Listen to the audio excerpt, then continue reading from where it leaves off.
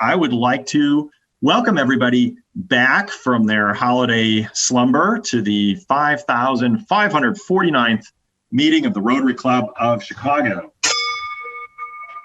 Rotary One is now in session. And so we are going to start today with our mystery participant from every week since we've been virtual. He's always been here, lurking in the shadows. It could be Paul Harris, but it might also be Bob Finley, our good old 1905. But he is here today to give us the thought of the day. Bob, the floor is yours. Thank you. When I first started thinking about this earlier this morning, it seemed in light of our speaker that I should say, eat, drink, and be merry because tomorrow is going to be scary. And I think that had probably more truth than fiction if we had said this 10, 11 months ago, and then gone through what we've gone through the last 9 months with the pandemic. And so as we look forward to the new year, calendar year, not the new Rotary year, I think back to Jack Hedrick, who is a longtime member, and he would begin the thought for the day and quote various introductory phrases from the various religions in the world. Unfortunately, I'm not adept at that, but I do revert to one of my favorite Bible verses, which I think has merit for the time that we are in, and that's Micah 6:8. He has showed you, O man, what is good, and what does the Lord require of you, but to do justice and to love kindness and to walk humbly with your God. And I think that can apply to all religions, as they do have a God, whether it happens to be the one that you and I worship or one that the neighbor worships. I think that fits. And I think we need this type of approach because everyone, I believe, knows at least one person and maybe several who have been subject to the pandemic and maybe even succumbed to it. And it is beneficial for us to show the way. And so if I look at Micah as step one, I promptly move over to the things we think, say, and do, and recite at the end of every meeting, namely the four-way test. And my thought is for 2021, if we employ those 5 things, hopefully the world will be much better as a result, and we can do more of eat, drink, and be merry, and be happy with what we have done. Thank you. Well, amen to that, Bob. Amen to that. Thank you very much for doing that and doing the thought of the day. As I think many of you know, but may not know, Bob is in charge of organizing the thought of the day every week. So every time we get a great speaker kicking us off, it is because of Bob's hard work that happens. So I know the holidays this year were certainly anything but typical, but I nonetheless hope that everybody enjoyed theirs. Thumbs up if you enjoyed your holidays. All right, I see a lot of thumbs up out there. That's good. Okay, good. My wife gave a thumbs up. That's important because she spent her holidays entirely with me. So that's good. Thanks, Pilbin. And I think probably most of you were in similar situations, right? Where your holidays were probably a little bit more low key, had your celebrations at home. We certainly had lots of video calls and texts with family and friends. But I'll also admit that they were a lot more relaxed and reflective. And I also cooked holiday meals for the first time. So that's something perhaps more detrimental to one's health than COVID. I don't know. Philbin can comment on that later. So we thought it would be nice to start the new year with something educational and fun, and something that allows you to be transported to sunny California, but using multiple senses when most of you, I'm sure, have been stuck at home. So please make sure to have your bottles of white and red Vina Robles wine or similar varietals if you have them to be ready when the program starts here in a few minutes. And I swear I have not already opened them and started drinking before the meeting. So I hope you're all ready and excited. And also just a reminder too, before I forget, if you are an Easy Pay member, let the office know if you bought your 2 bottles of wine from Vina Robles, and the club will credit your account for that, just as if we were meeting in person. So also a reminder that as we go through this, just to avoid too much chaos, if you have questions while our guests are educating us about wine, please start by typing them into the chat box, and I'll share them with our guests as we go along. And I may have you just unmute yourself, but it's probably a little bit more organized if you start by typing it in the chat box, so we're not all talking over each other. Today, I'm going to have our very own Tamara Dries introduce our speaker. I think you all know who Tamara is by now, but if you don't, she works for CAM, and she's always behind the scenes helping to organize our great meetings. And she is the person responsible today for bringing in our speaker. Tamara, the floor is yours. Thank you, Eric. Happy New Year, everyone. I'm Tamara, one of the administrators at CAM for Rotary One, and I'm delighted to introduce my friend Luke Fuller. Luke and I have known each other for about 10 years. Our kids go to the same elementary school, so it's fantastic to see him, even if it's on Zoom and not on the track practice field or the track field or at school like we're used to. So thanks so much for joining us, Luke. Luke entered the beverage industry in 1993, and he learned all areas of the business. He began selling premium and luxury spirits and wines in 2001 with Remy Cointreau. In 2009, he started selling wines from Argentina and Chile, and he specialized in selling Spanish wines from the fine estates from Spain portfolio until late 2015. In November 2015, Luke was hired as the Midwest Regional Manager for Vina Robles Vineyards and Winery, which is family-owned and operated and located in Paso Robles, California. He manages 7 states and works with distributors and accounts to help build the brand exposure of Vina Robles. As I'm sure you'll agree, Luke is a passionate and knowledgeable connoisseur of wine, and I'm so glad he'll be sharing his expertise with us. And a special treat, Luke has arranged for a special guest, whom he will introduce. So Luke, take it away. Thank you very much, Tamara and Eric. I am glad to be here and help introduce anyone who is not familiar with Vina Robles to the Vina Robles family. I actually got a little message from Carter Collins, who's our vineyard manager today, and said, I heard you're doing a Zoom. Do you want me to jump on and maybe do a live shot from the vineyard? I said, absolutely, because Carter's very willing to do things like this to help us and assist us whenever we have Zoom calls or presentations. And it's such a welcome addition because, yes, you could hear it from me and I could tell you about the process, about the winery, about the wines and what I do in the market.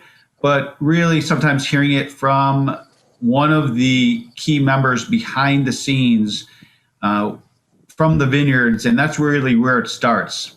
Carter and our winemaker Kevin Willenborg really do their jobs so well, and it makes it so much easier for us to do our jobs when we're actually introducing these very well-rounded and well-balanced wines and approachable wines to the market, that it's easy to sell. It's easy to get behind them. And so many of my friends that I've introduced to Vina Robles love the wines and they go back for more. So it's really makes us proud from a sales team. You know, we're the boots on the ground. Me and my counterparts in the Northeast, Southeast, and Southwest, you know, we're the frontline guys. But without Carter and Kevin and their teams doing what they're doing, our job will be that much harder. So we'll go through a little bit about what we do. Carter will talk about a little bit about what he does and what really makes us unique. Like Tamara said, we're a family-owned and operated winery from Paso Robles. And if anybody has not been out there, a lot of people, when I do word association, and the first wine region that comes to mind when you're thinking about California wines, the first region that really comes out of people's mouths is Napa. It's the birthplace of California wines. Sonoma's second. You say Paso Robles and there's blank stares or maybe a couple of scattered hands out in the crowd, but we're an up-and-coming wine region, and we're located halfway between San Francisco and Los Angeles. So we're a little south of Monterey, and we're a little north of Santa Barbara. We have 6 SIP-certified vineyards that we manage and own and farm, and that basically means we're sustainability in practice, which is very important. It's a greater step than being organic. It's all-encompassing. It has 14 different boxes that you need to check off and be a minimum of 50% qualified in each one of those categories. Otherwise, you can't check that box off. So it's a little harder certification to get. It's about how you manage the vineyards. It's pest control. It's water conservation. It's energy conservation. It's how good of people are you? You know, one of our owners really said, they interviewed our neighbors and they said, well, how are they as people? You know, do they treat their people right? It's fair work wages. It's the work environment. So for us to put that stamp on the back of the labels, it really means a lot. We planted our first vineyard in 1997. We started making a small bit of wine in 1999, and we've grown since then. Out of the 1,200 acres that we own, we only use about 15% of those grapes for our wine production, which is not a lot, but there's room for us to grow. We have a whole assortment of wines ranging from Sauvignon Blanc and Viognier to Chardonnay. We have an excellent red blend called the Arborist. Cab is king, and that's the backbone of the company. We have a Petit Syrah. We have a Reserve Cab. And then we have other boutique wines that we will sell just to our wine club members and also at the tasting room when it's available to be open. So, you know, and those are maybe 200 to 300 case productions, but we grow 22 different varietals on our property, which is a lot. And not a lot of wineries can say they're 100% estate grapes. Not a lot can say they're growing 22 different varietals. So it really makes us unique. And we actually have the largest diurnal temperature change in California. And that means it will spike sometimes over 100 degrees during the dead of summer, but it'll dip down to the low 50s at night. So there could be a 50-degree swing. That basically helps the grapes kind of slow down the ripening time. It's their air conditioning.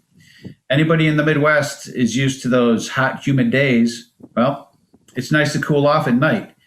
And Napa and Sonoma don't even have that type of range. But it really helps us maintain the acidity level in the grapes.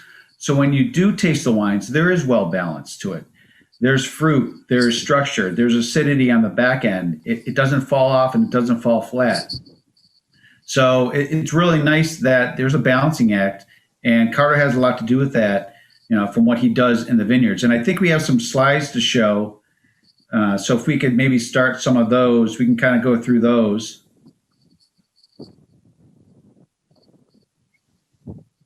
So we have a hospitality center and a tasting room, which is located right in the heart of Paso Robles.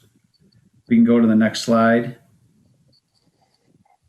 So those are our founding owners. On the left is Hans Neff. On the right is Hans Mikkel. They're both from Switzerland, 2 Swiss-owned families. Their attention to detail is second to none. So when they set out in 1996 and they started the discussion of starting Vina Robles, they really had a vision. And they really had a vision of not just making a couple hundred cases of wine and maybe making a good buck and then selling off. they really wanted to make legacy wines and wines that they could pass on to their kids and their kids and their grandkids.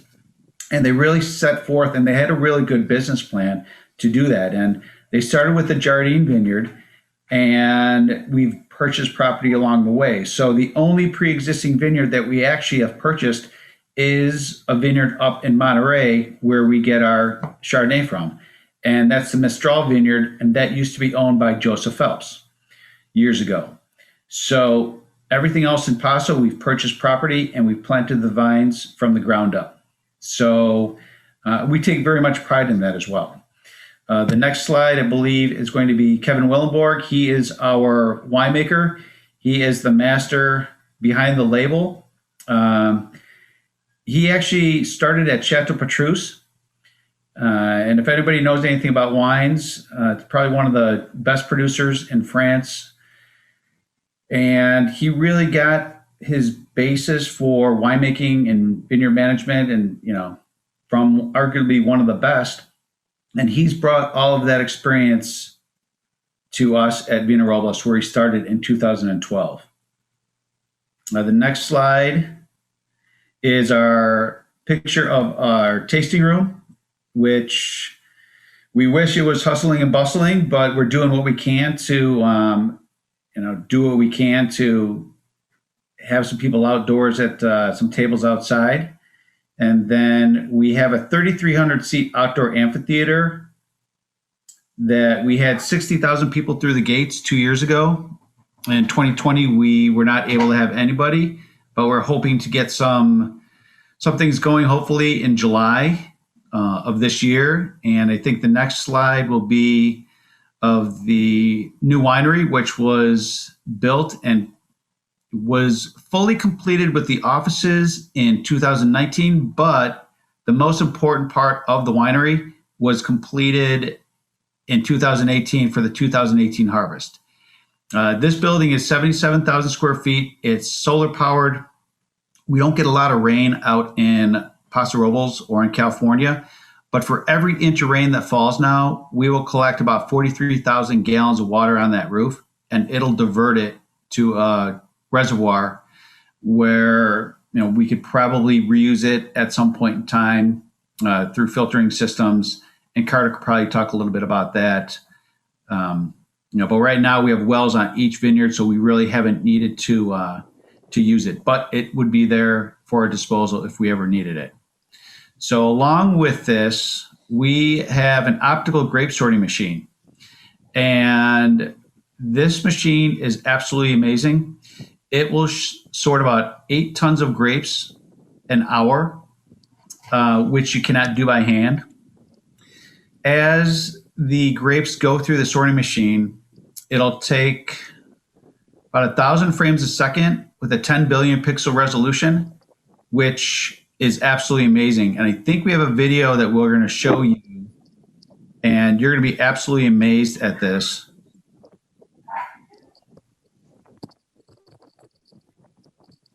It will give our winemaking team the 100% best selection of grapes. And why wouldn't you want that?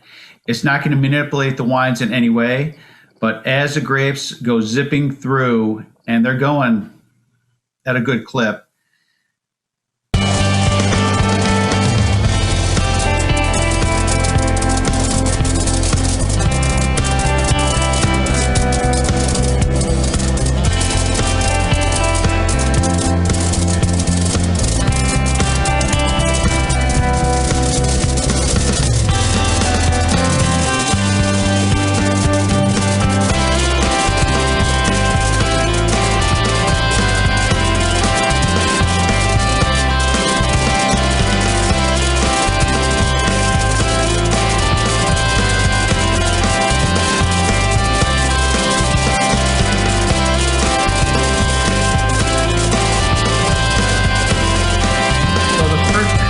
that went through all the new winemaking process and equipment was the 2018 vintage. And it was really neat tasting the Sauvignon Blanc, which was one of the first wines to come out of the winery in the new winery. It was amazing. It was a little crisper. It's a little cleaner. It was a little fresher. It was amazing. So they have modern technology, but they're also very hands-on. This is the back of the winery where on the right-hand side is where the grapes are kind of trucked in. The next slide will actually show at harvest them bringing the grapes in and dumping them into the sorting machine, and then they're wheeled into the winery after they go through the sorting machine, and they go into fermentation tanks, which actually all have their own pump systems. So it's no longer going to be a manual process. It can be done at the most opportune time. I think the next picture will be of the tops of the tanks. We started out with 50 of them, and then in that back section over to the right, you will actually see an open space. We actually filled it in a little bit with some more tanks in 2019. All right. That's Kevin, and over his right shoulder is the automatic pump system, and he said that he will be able to pump over the wines at the most opportune time. So even though it could be 2 a.m, it needs to be pumped over, the computer knows when to do it and how long to do it, and it really will help him and his team become more efficient. So people who might have been doing the pump systems manually, they could be doing something else in the winery. And it's really going to bring efficiency to the winemaking process, which is, in this day and age, is really important. That is a picture of the tank sample of the Viognier, which we tasted in 2018. You can see it's still cloudy because it has not been filtered or fined yet. And then we have 4 different barrel rooms, all with their own temperature control. So depending on what stage the barrels are at, they will actually be a different temperature. So if they need to be a little warmer, they could heat it up and then cool it down. And we'll use anywhere from, we'll use American oak, we'll use Hungarian oak, and we'll also use French oak. So when we use the Hungarian oak, it really adds the same elements as French oak. So it adds a little body and mouthfeel to the wine. I'm going to stop here at this slide because this shows you where all of our vineyards are located. We now have 11 new sub-districts in Paso Robles, and we have over 250 wineries now. I believe back in 1985, we might have been around 75 or so, or thereabouts. So we are a growing wine region. You don't necessarily need to go all the way up to Napa and Sonoma if you've already been there. You could always come down to Paso Robles, and you could do a complete tour and a wine visit and still have more time to see more vineyards. So I'm going to hand it over to Carter now. He'll talk a little bit about what he does and where he's at. Hello, everybody. Well, thanks for the introduction, Luke, and hope everybody can hear me all right. The wind's not blowing too hard, but yeah, I'm out here in one of our vineyards here in Paso Robles. This is our Wero vineyard. It's our largest vineyard. It's about 800 acres of property, 600 acres of planted vines. Sorry about that. There we go. And yeah, so we, like Luke said, we grow 22 different varieties. Our main focus is Cabernet because, like you said, Cab is king. But for white varieties, we really focus a lot on Sauvignon Blanc and Chardonnay. You can kind of see, I think, over my shoulder. So I've got some vineyards in the background. If I turn around this way, behind me, the mountain range behind me, that's the San Lucia Mountains. About 20 miles just west of here is the Pacific Ocean. And then up now over my shoulder, it'd be about 45 miles would be our Mistral vineyard in Monterey County. So, I grew up here in Paso Robles. I've been in the wine industry pretty much my whole life, and I have quite the passion and really enjoy being out in the field. Right now, the vineyards aren't quite so picturesque. I'll flip my camera around. Where the vines are dormant. So basically they're sleeping right now. After harvest, once we get a freeze, they get we drop all the leaves, and we'll come through and start doing some pruning. So basically what we see here, these vines that haven't been pruned, and this next one here is a vine that I was working on a little earlier, where we'll prune, and these what we call canes now, they'll get laid down flat, and that'll grow our new positions for our fruit for this next year. Yeah, I think I saw a question pop up. Yeah, I can pose that for you, Carter. Yeah, go for it. Because I think there were a couple of questions on the 22 varieties. So one person sort of asked, why only focus on a few when you have 22 varieties? And then somebody else, a variation on that question, how many of those varieties do you actually make wine from? Yeah, so we grow 22 varieties. We do not use all 22 varieties in the Vina Robles program. Like Luke referred to, we have about 1,200 acres of vines, but we only use about 15% of those acres for Vina Robles wines. So, we have the different varieties, kind of just different market demands. Some of them are used straight varietal. Some of them be used more for blending. Like a Petit Verdot is, you see it every now and then as a standalone, but most of the time it's blended in with, say, a Cabernet. And then we also have a few kind of oddball varieties that there's not a lot of it planted here in Paso, but we've found some good little niche spots that it grows really well. That would be like some Vermentino or Verdejo. Verdejo is a Spanish varietal. Both those are whites. So, it's kind of just getting a little different variety out there for the different wineries and different consumers, so they can that's kind of the fun part of winemaking, is you get to play around with different wines. And I'll actually field part of that question as well. From the aspect of ours is you don't want to have too many wines in the market, because then you're oversaturated.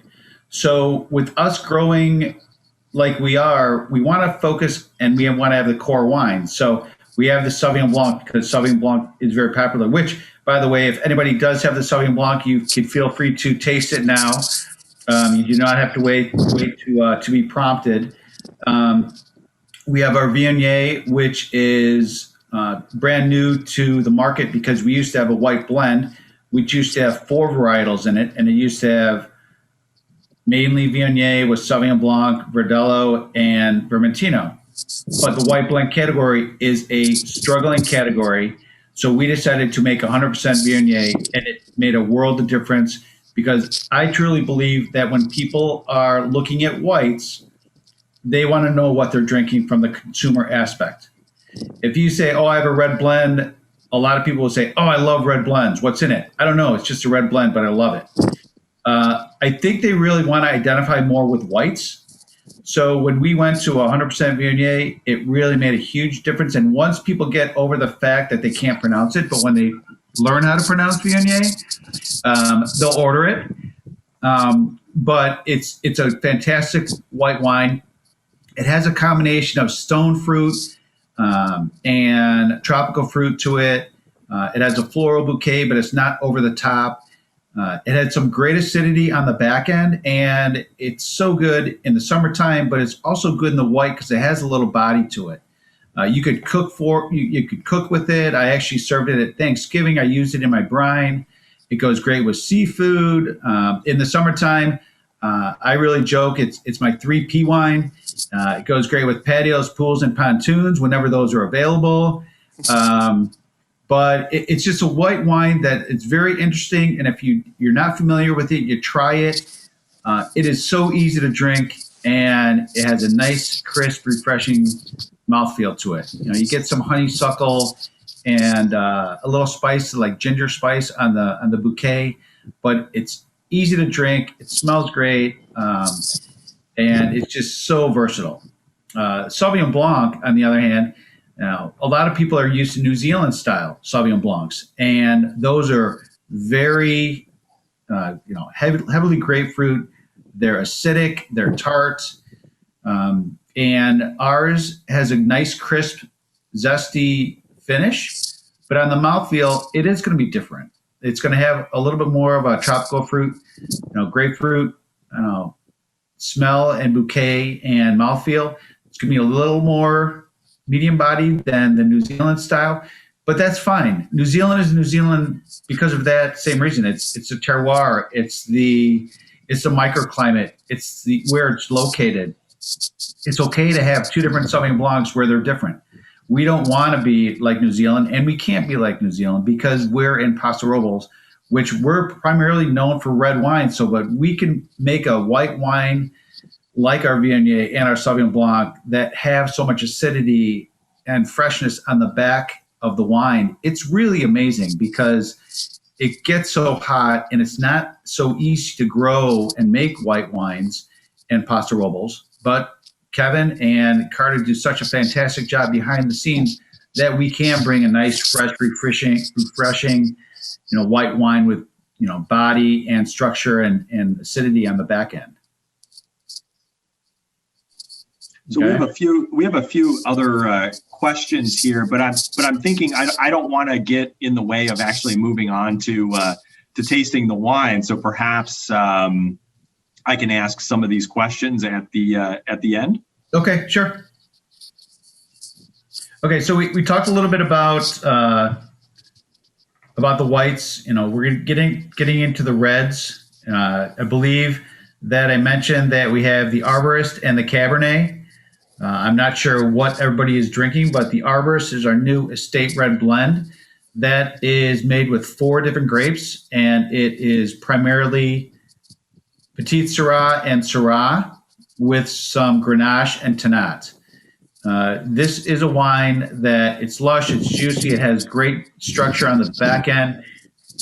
This is a wine that's great with food, or it's just a great crack open and enjoy on any given day.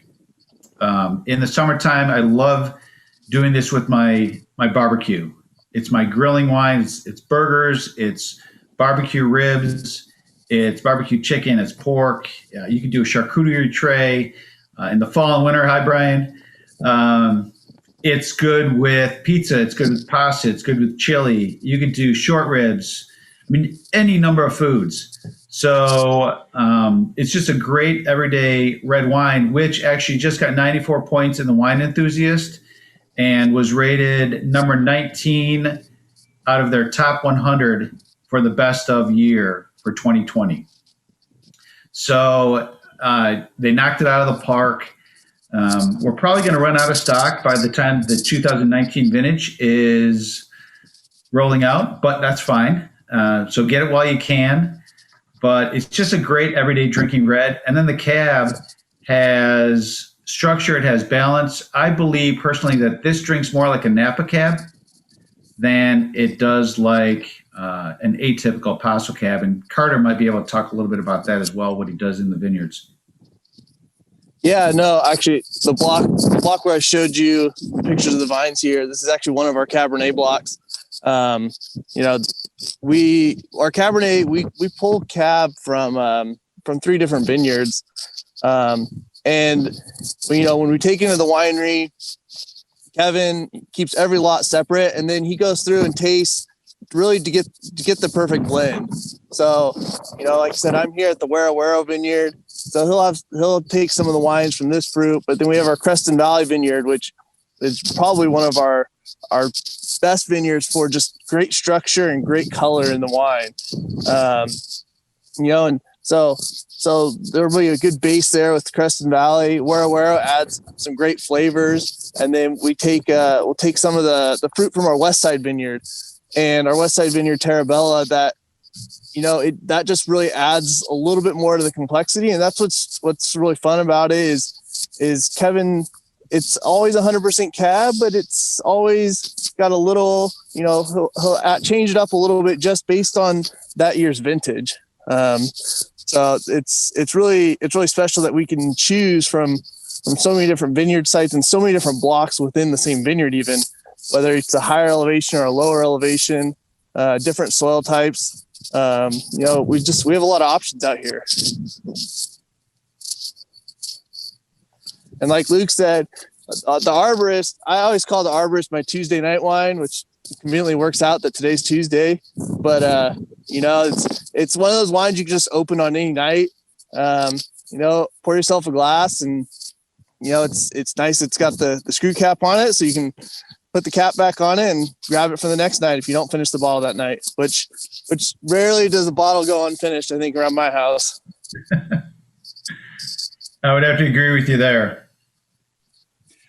There was one other question that came up that might be good for you to answer, Carter, especially since you're out in the vineyard. Did any of the recent fires in California affect you guys at all? And if so, how? So we definitely had some of the smoke influence. The closest fire to us was up kind of more northern Monterey County, probably about an hour or so away from here. But we didn't have very much effect. I think if you kind of read through the news, you hear Napa had a lot more issues, that northern Monterey County had some issues.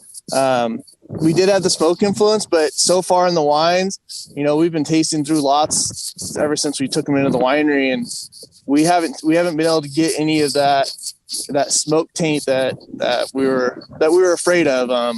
So I think we got a little bit lucky. But it's also kind of adds a little bit to this year's vintage. The 2020 vintage is, there's a lot of 2020 we'll probably always remember, and we'll remember, hey, if this wine, we'll see how this wine comes out, and maybe that smoke influence it might not have been necessarily a great thing, but it might not have been a bad thing either. It'll at least be an identifying characteristic of some sort. So like I said, luckily though, we haven't been able to really pull much out of the wines that have really affected it. So that's where we've gotten lucky with it. There was a question earlier, Luke, when you were talking about pump over. Question is what does pump over actually mean? I don't think that's a term that we're all necessarily familiar with. So as the wine is sitting in the fermentation tanks, you'll have the grapes that have been pressed and dumped into the vats, and it forms a cap.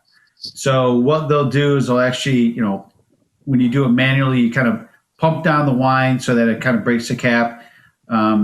They don't need to do that anymore. So they'll actually have the wine kind of flow over the top of the cap through that pipe. Right, so it's just one of the winemaking steps that they really do, and it kind of rotates the wine within the fermentation vat. Yeah, the cap that he's talking about it's the grape skins, and you want to keep those skins, keep the wine or the juice pumping over those skins to really help extract the flavors and the color out of them. That's what's really important about it. So, and when you do it manually, you have to do it from tank to tank to tank. So you pump it over, and then you have to take off the hose and clean the hose, and then go to the next tank. And it's more of a labor intensive process, and you have to go from tank to tank to tank throughout the day, and you can't just go back to the one tank because you have to get through all the tanks. So when you have this automatic pump over system now, you can do it once an hour if he needs to. So he really has more flexibility to when he can do it and when he wants to do it. And like I said, he said fermentation doesn't stop. And if it needs to be pumped over at 2 a.m, manually you could do it, but he's not going to be there supervising at 2 a.m. to make sure that it's being done correctly. So with the automatic system now, he can actually have it done at that time based on temperature and everything and all the information that's actually inputted into the computer. Got it. Carter, another question for you, standing out in the vineyard there, from Kevin McKillen. Hey, Kevin. He wants to know what was the stick-like projection you were referring to as for the new growth. Yeah, so I'm going to zoom in on that again. So here I'll start here with, this is what the vine looked like when it went dormant. We have the kind of this more gray wood. This would be a second year wood, whereas this here would be what grew this last year. So what we'll do is we're going to actually remove this older wood, and we're going to lay down a new piece of wood to grow. Well, when they're green and we call them shoots. When they're wood and hardened off, we call them a cane. So like this vine here, this is what it'll look like when it's completed. So basically we went through, we picked and chose our canes that we wanted, and we can lay them down. And then if we look really close here, like right here, this is one of the buds. This bud will end up growing our shoot that'll have our fruit for the next year. Got it. Thank you, Carter. So we have, before I move into announcements, and we don't have a ton of announcements for today, we probably got about 5 more minutes, and I don't want to cut into anything, Luke, that you or Carter, anything else you wanted to tell us. There are a few more questions here, but I don't want to interrupt you if there was something else you wanted to share with us. We could go into the questions because I saw one pop up about the water reservoir. There you go. If you saw that question, feel free to dive in. So the question was, is it enclosed? So the reservoir, no, it is not enclosed. Basically, like Luke was saying, where we catch the rainwater off of the winery, and it goes to this collection reservoir that we have. It's not enclosed, but we can actually pull water. We have pulled water out of it to help irrigate the vineyard.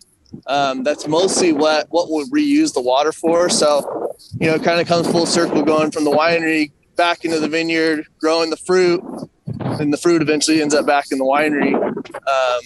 But yeah, it's not enclosed.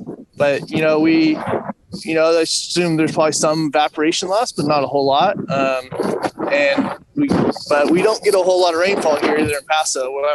I'm still out here kind of praying for some rain right now. We're at less than an inch for the year, and that's pretty low for us this time of year.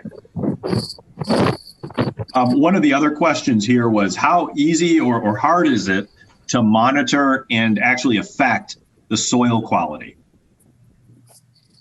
Well, I guess monitoring, it's pretty easy. We go through, we take soil samples throughout the year. We also take a leaf petiole sample. So certain times of the year, we'll actually take a physical leaf off the vine. We send them in to get sampled, and it'll tell us what nutrients we have or we are lacking in those vines and or in the soil. And then changing the soil structure, we do a variety of different things.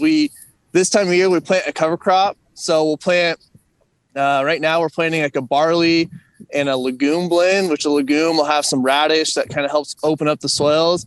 And we'll grow that through the winter. Like I said, cross my fingers for the rain. And then after the winter and springtime, we go through and disc all of that cover crop back in, which adds nutrients and organic matter back into the soil to help improve those soils.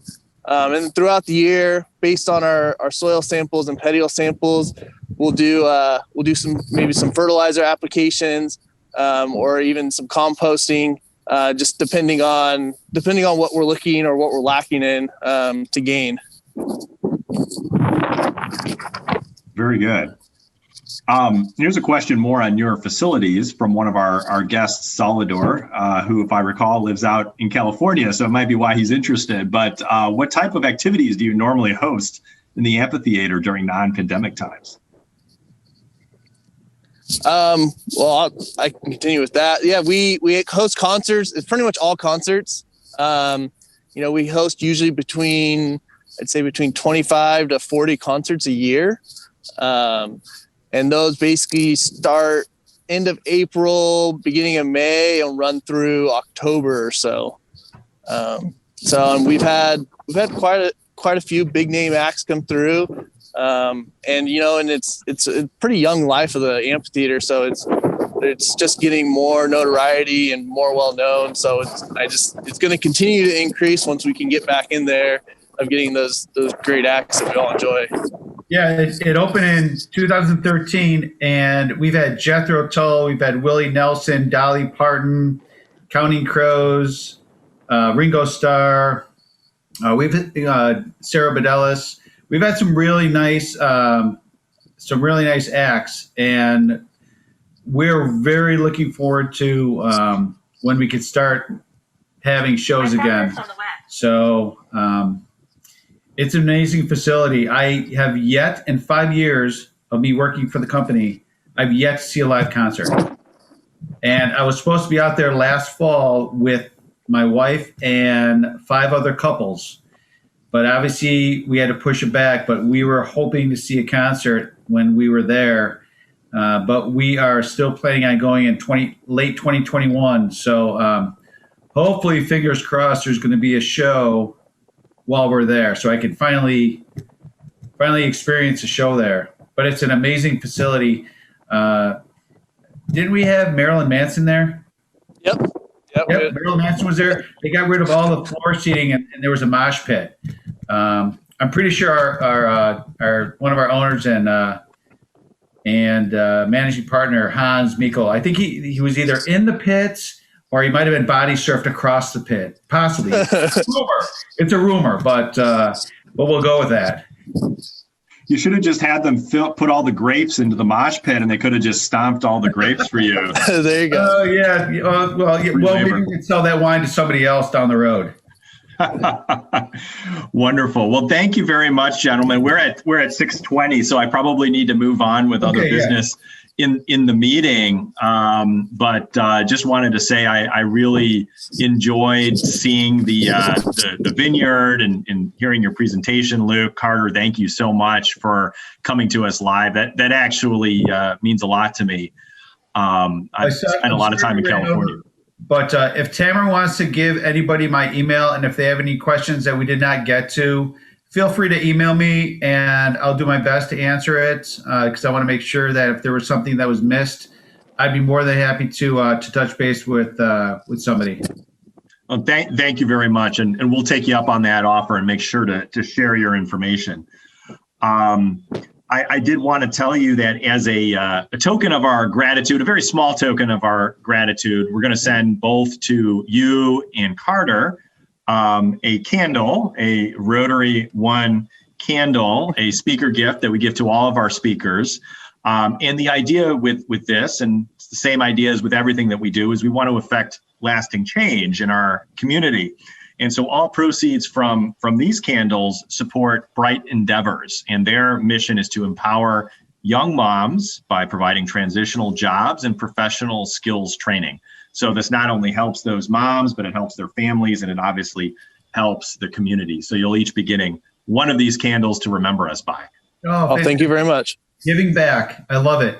So speaking about giving back, you could always go to our website and look up the Arborist, but we are actually working with an organization called One Tree Planted.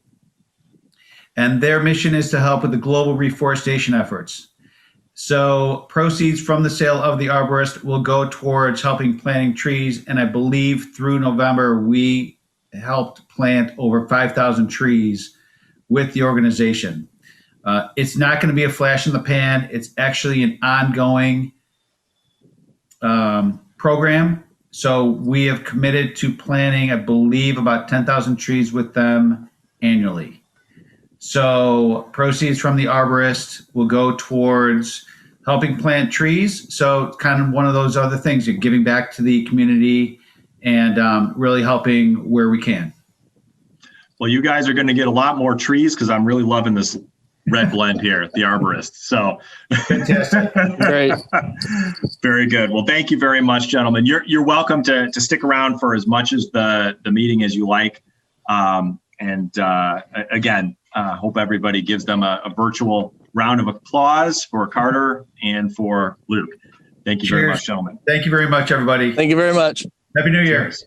Happy New Year to you as well.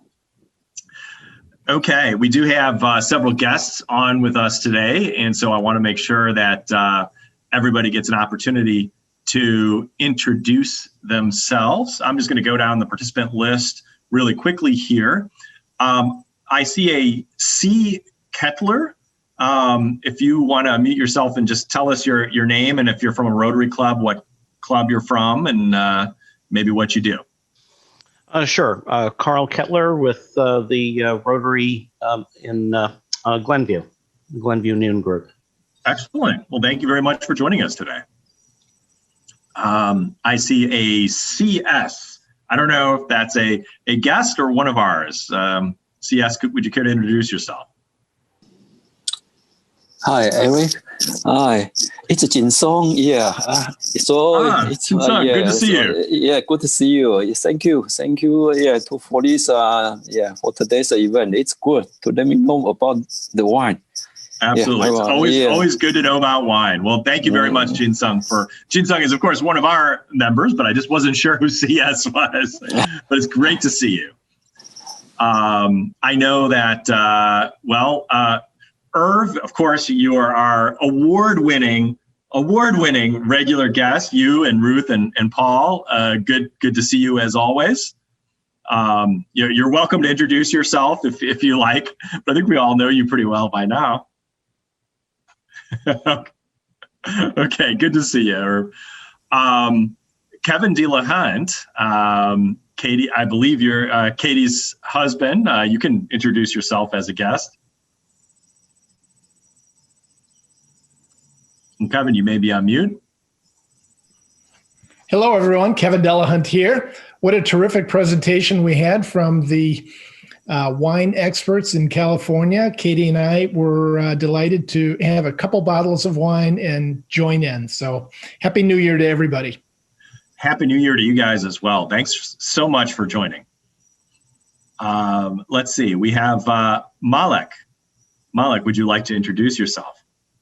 Yes, I'm from Rotary Club of Beirut. It's 2:30 after midnight here in Beirut. I always receive good mails from Rotary One in Chicago because I have visited Evanston and I visited the Rotary many years ago, and I kept my good relations through the Rotary Global History Fellowship. Wonderful. So we have also in Lebanon That's great. good experience of wine tasting, and it was a lovely. I shall try again to be with you on your Zoom meetings. Thank you very much. Thank you so much, Malek, and welcome. And of course, Lebanon being such a famous and historic country for wine, I thoroughly enjoy the red wines in Lebanon. It's too bad it's hard to find them here, but I certainly enjoyed them when I was in Lebanon. So appropriate for you to be on with us today. Thank you. I see we have another Kevin, of course, from our very own district, Kevin McQuillan. Feel free to introduce yourself. Good evening. I'm Kevin McQuillan. I'm the president of the Rotary Club of Naperville Downtown. We call ourselves the 444 Club, and we're unique in that since we meet at 444 in the afternoon, at least when we can meet in presence, we do have red wine. So I was very interested in this. Thank you very much for setting this up. I thought these two gentlemen did a great job, and thanks for getting my question about the spur or the twig or whatever. I've still got to get the terms down. So thanks. Hello, everyone, and have a good evening. All right. You as well, Kevin. Good to see you. I see Linda Schmidt. Linda, feel free to introduce yourself. Hi, I'm Marshall's better half. Wine brought me here today, but it was wonderful. Thanks for including me in the presentation. I especially enjoyed the red. Yeah, same here, Linda. Tell us what wine is Marshall drinking tonight? Marshall's drinking the Welch's sparkling grape juice, but it's white, and he's pretending that it's the real thing. That's awesome. Hey, really good to see you guys. Nice to see you. You're doing a great job, Eric. Thanks, Eric. Yeah. Oh, thank you, Linda. I appreciate that. Yeah. I appreciate that. And speaking of better halves, I think I see Nan Freund on. Nan, would you like to introduce yourself? Yeah, are we unmuted? Okay. Yeah. Hi, I'm Nan Freund. I'm Evan's wife.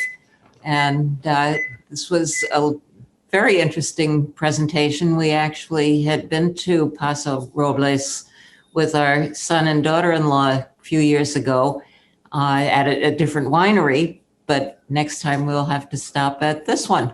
Thank you. Absolutely. And that makes two of us. Our next guest is Salvador Farfan, one of our regular guests as well. Welcome back. Please introduce yourself.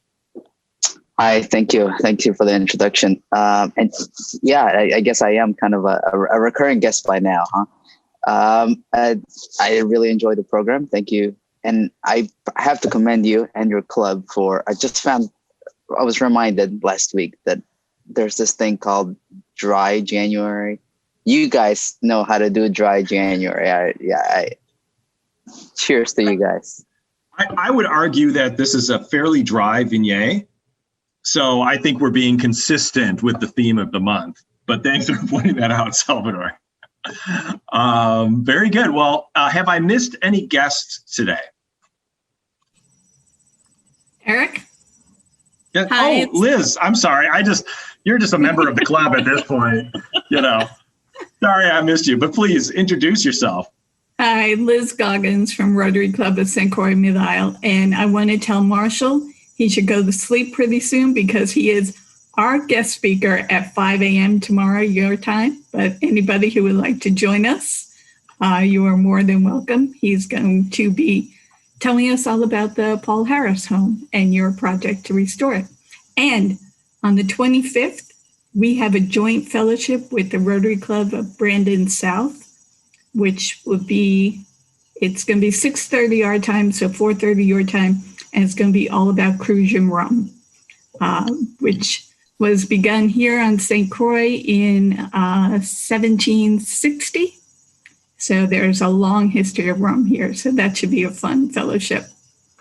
That sounds wonderful. I absolutely would love to join that. And as for Marshall, you might know that by 5 a.m. that's already Marshall's lunchtime. So Okay, he'll be good. He'll be good and ready and totally energized by then. I have no Good doubt. to know. Good to see you, Liz. Very good. Well, let's dive into our announcements here. We have a few for today. First, just a sort of quick member spotlight or member success. Wanted to point out the great article from University of Illinois at Chicago on the cervical cancer project that we're doing, that our own Andrew Dykins, who's a doctor at UIC, is leading. And I think that that was just a great piece highlighting that partnership right there. Also wanted to share some greetings from around the world. You may know that we do, of course, get a lot of greetings from various Rotary clubs throughout the year. I just wanted to share them with you. Hiroshima West, a club with which we have a long-standing partnership, as well as a club in New South Wales in Australia, sent us some greetings, and I just wanted to share those with you. You can see the one on the right, that's from New South Wales, the Laurieton Club. They actually pick a club every week to raise a glass to, and they chose ours, and then all the members present actually signed the form, and they sent it along to me. So that was quite nice. And with our folks, our friends at Hiroshima West, I've invited them to join us for a meeting in a few weeks as well, so we can say thank you to them properly. Also want to recognize our volunteers. I forgot, it seems like a long time ago, but on December 17th, we had our holiday party. And before that, we had a celebration. We had a day of service. And so since we hadn't had a meeting since then, I wanted to be able to thank everybody for coming out and supporting us. The first service project was in person. It was doing more hygiene kits, 400 more hygiene kits for the homeless. Alita and myself from the club attended, but we had a few other folks, a few other Rotarians and guests from the senior apartments there came out to help us pack those bags, and it went real fast. And then we also had a virtual service project. You may know that every year we support financially and physically the Easter Seals by helping to host their Christmas party.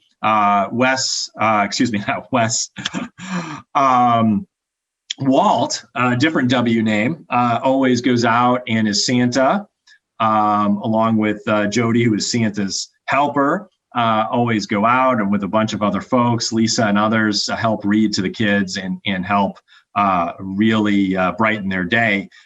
It was almost dead in the water this year because of COVID, but Lisa and Walt and Jody said, no, this is going to happen. We made it happen, and we had this great party. We read stories to them, and I really want to thank everybody from Lisa and Walt to Jody and all the folks who came out. Michelle Stewart, Wes came out and helped the kids that day. That was really, really fantastic, and I was personally touched by that. Also, that same day there was a annual campaign telethon or friendathon, whatever you want to call it. Marga and Marilyn really led that, and were able to raise a bunch of money for the Rotary One Foundation and Rotary International Foundation on that day. Speaking of which, Marga, do you want to give any update on the annual campaign and how folks can contribute to that? You may be on mute, Marga. I think she dropped. Oh, did she drop off? Okay. I think so. Well, as you saw in the previous note, we are making progress there, but we really want to make sure all of our members contribute. And even if you're not a member of our club, and you're enjoying our meetings and all that we do, please consider a few bucks. You can donate to the Rotary One Foundation at the link you see here in front of you. And of course, you can donate to Rotary International at Rotary.org.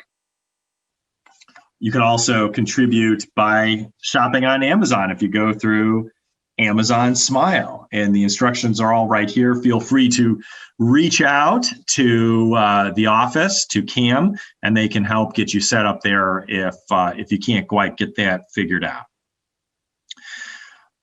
In terms of some upcoming meetings, there is, and I'm afraid that timing-wise, we're 6 minutes into it, but you can certainly drop off and join this, or you can join the next iteration of this meeting. But basically, the district has recently formed a diversity, equity, and inclusion committee.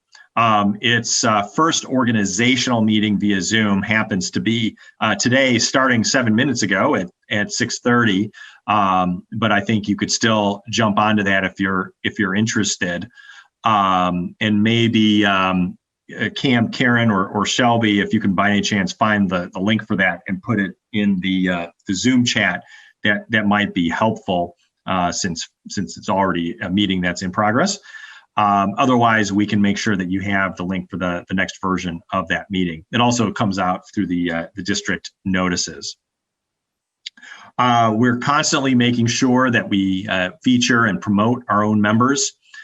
So please, if you have something you want to talk about with us, your stories, your experiences, work you're doing with other organizations that may be of interest to Rotary, we can feature you in our social media or in the gyrator. So send us those submissions.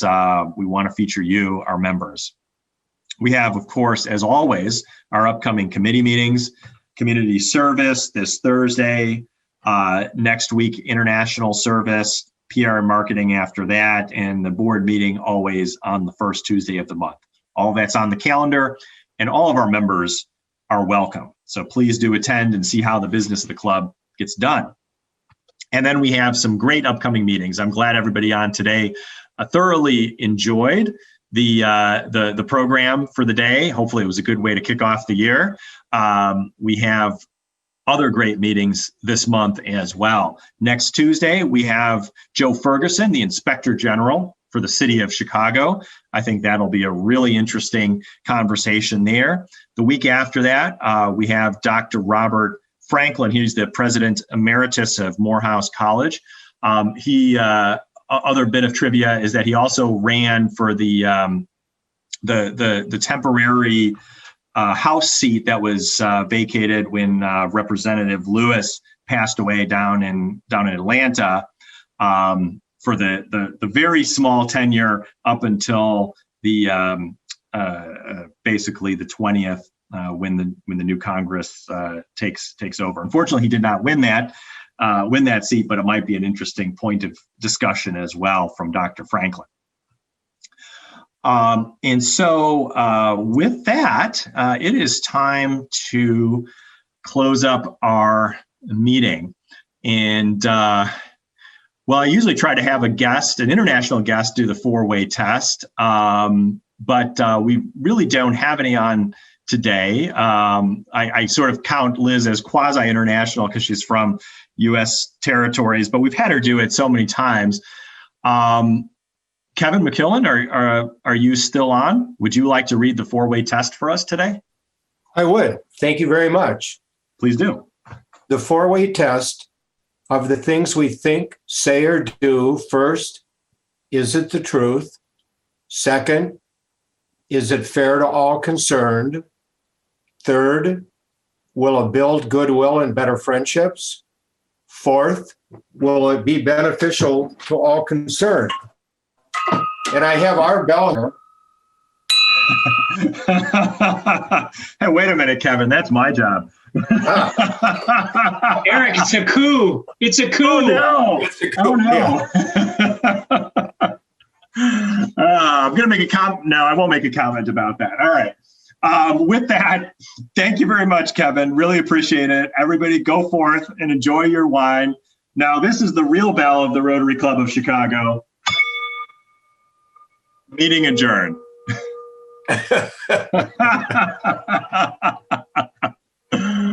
Oh, good stuff.